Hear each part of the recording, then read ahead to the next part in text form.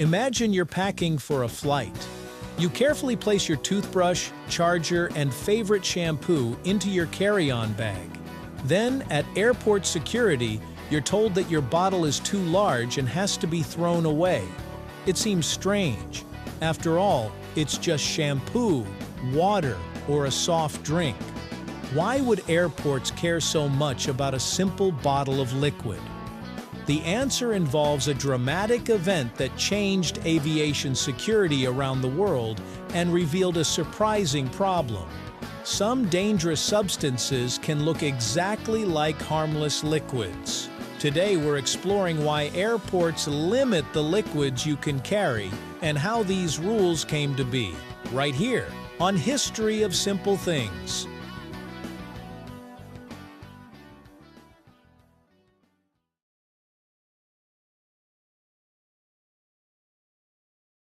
Before the mid-2000s, airport security looked very different.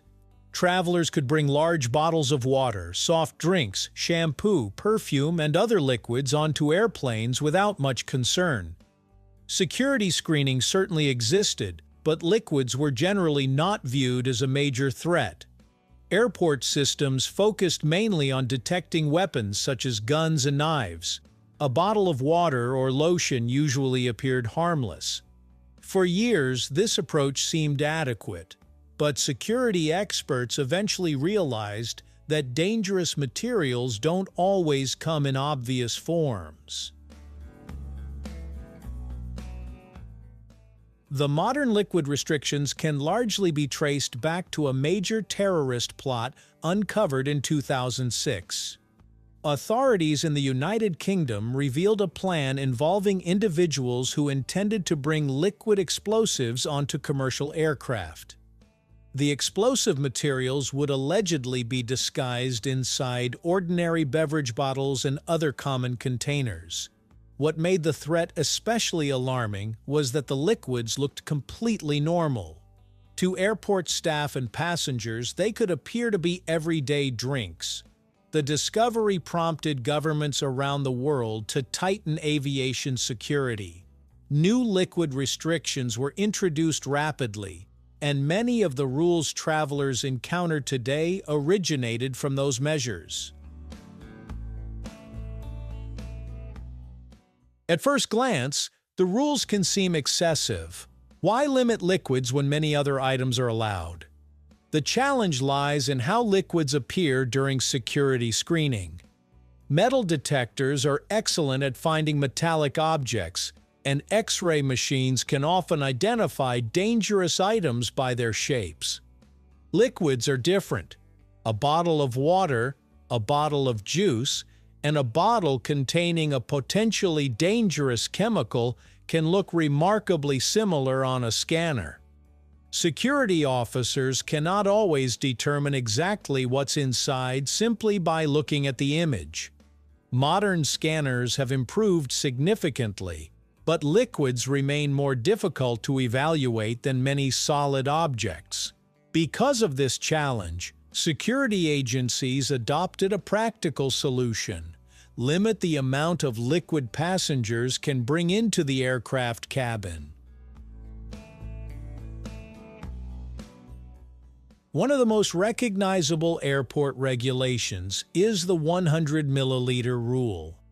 In many countries, passengers are allowed to bring liquids in containers holding no more than 100 milliliters each. These containers are typically placed together in a clear plastic bag. The number was chosen as a compromise between security and convenience. Small containers reduce the possibility of carrying significant amounts of potentially dangerous materials while still allowing passengers to bring essentials such as toothpaste, cosmetics, and contact lens solution. Just as importantly, the rule is simple.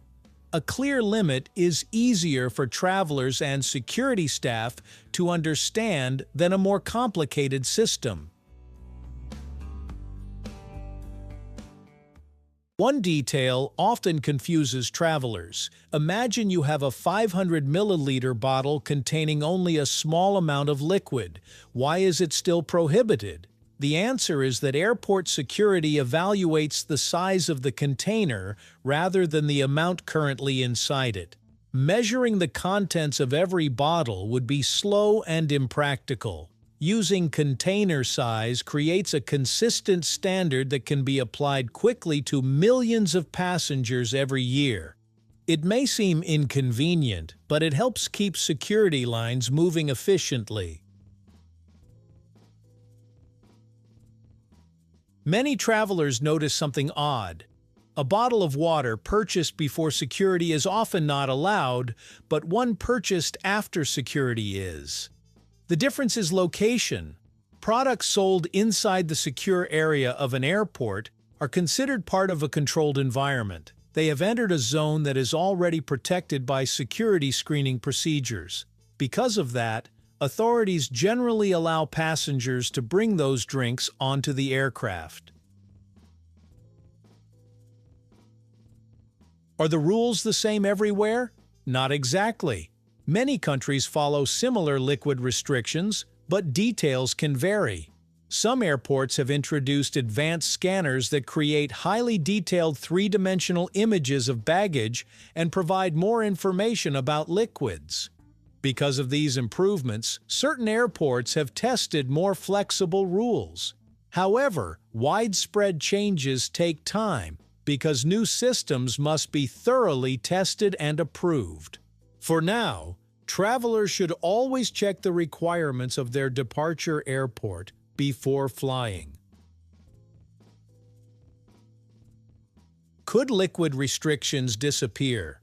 There is a good chance that future travelers may encounter fewer liquid restrictions. Security technology continues to improve, and newer scanners can analyze bag contents with greater accuracy than older systems.